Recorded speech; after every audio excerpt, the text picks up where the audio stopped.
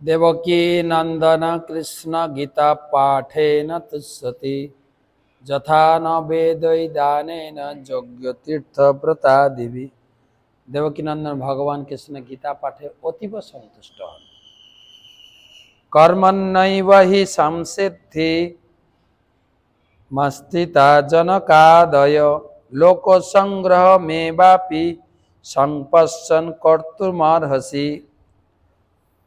বিংশতি শ্লোক। कर्मण्यैव हि संसिद्धिं आस्थिता जनकादय लोकसंग्रहमेवापि संपश्यन् कर्तुमर्हसि। অনুবাদ, জনকাদি রাজারাও কর্মের দ্বারাই সংসিদ্ধি প্রাপ্ত হয়েছিলেন, অতএব জনসাধারণকে শিক্ষা দেওয়ার জন্যই তোমার কর্ম করা উচিত। আমরা শুনে আসছি কর্ম আমাকে করতেই হবে। সেই উপলক্ষে তিনি বলেছেন কর্ম না করলে কোনো কিছুতে সিদ্ধি লাভ করা যাবে না, জীবন নির্বাহ করা যাবে না।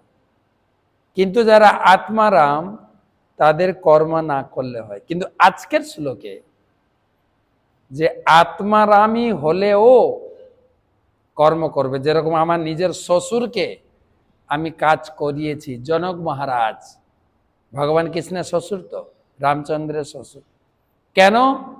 জনগণকে শিক্ষা দেওয়া যায়। লোক সংগ্রহ মে বাপি,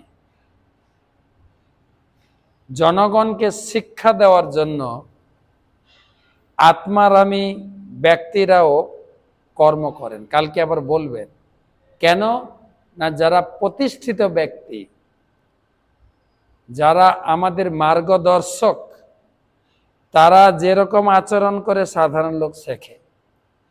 তাই জনকাদি রাজারা, আমাদের গুরুবর্গ অক্লান্ত পরিশ্রম করে কর্ম করে যাচ্ছেন।